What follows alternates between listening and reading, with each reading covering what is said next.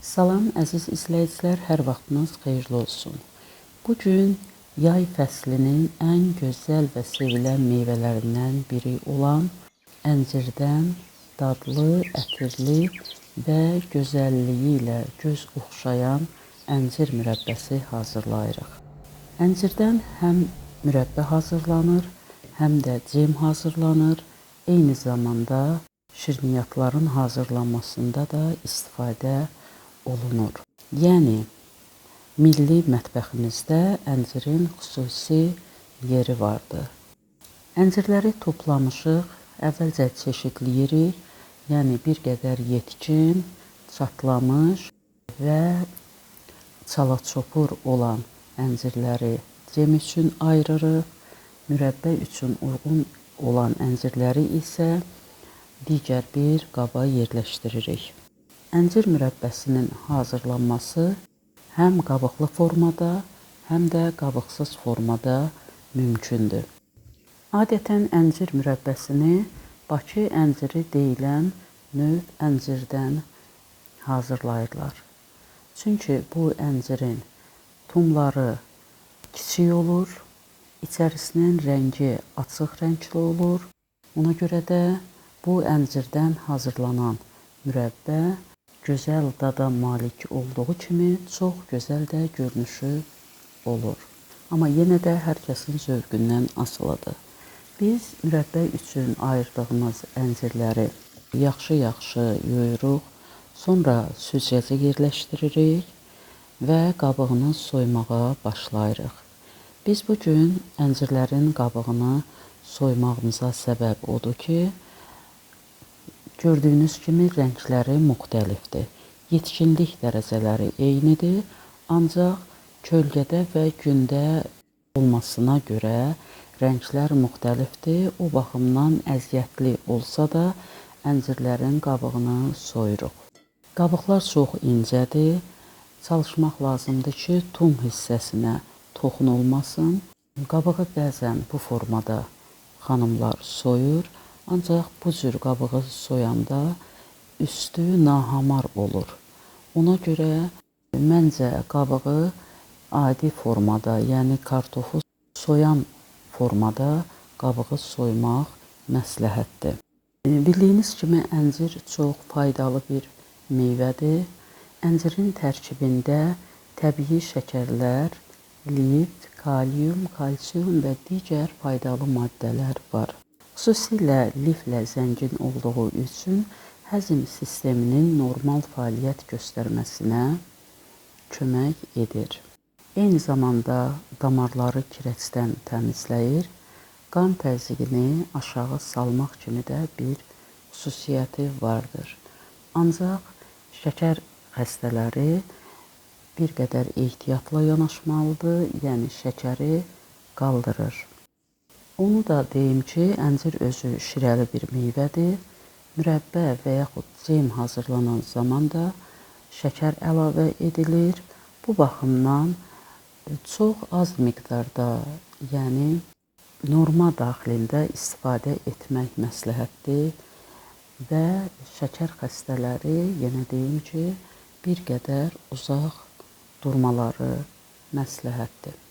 Əncirlərin qabığını soyuruq, sonra şərbət hazırlayırıq.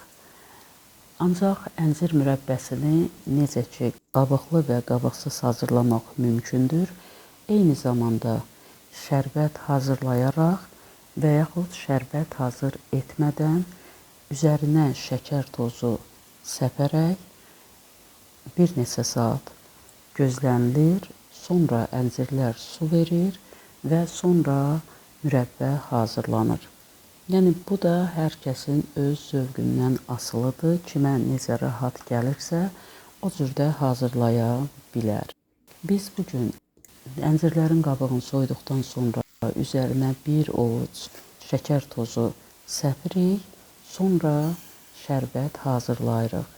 Bizdə təmiz əncir 2 kiloqram oldu və ona uyğun olaraq 1 kilo 800 qram, yəni 1 kiloqram əncir üçün 900 qram şəkər tozu götürürük.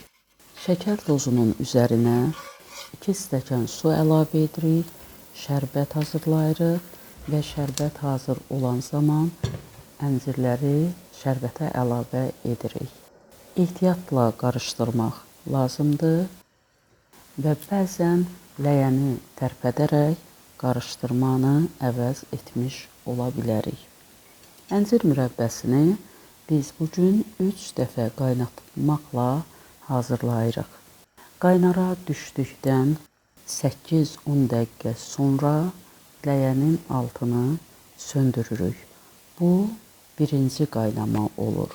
Tamamilə soyuduqdan sonra ikinci dəfə ləyənin altını yandırırıq. Yenə də orta zəif odda qaynara düşür və qaynara düşdükdən sonra yenə də bir 8-10 dəqiqə qaynayır. Bundan sonra yenə ləyənin altını söndürürük. Soyuduqdan sonra 3-cü dəfə qaynamağa qoyuruq və 3-cü dəfə hazır olana qədər qaynadırıq. Hazır olmasına az qalmış. Limon duzu əlavə edirik. Yəni bu qədər mürəbbiyə hardasa çay qaşığının 3də 1-i qədər limon duzu əlavə edirik. Milli mətbəximizdə mürəbbələr sadəcə şirin qida deyil, mürəbbələr qonaq gələn zaman çayın yanında təqdim olunan və eyni zamanda ev sahibəsinin zəhmətini və eləcə də qonaqpərvərliyini göstərən nemətlərdən biridir.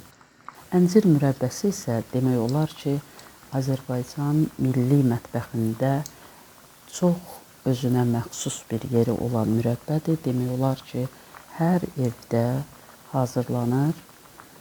Bizim mürəbbəmiz yavaş-yavaş hazır olmağa yaxınlaşır.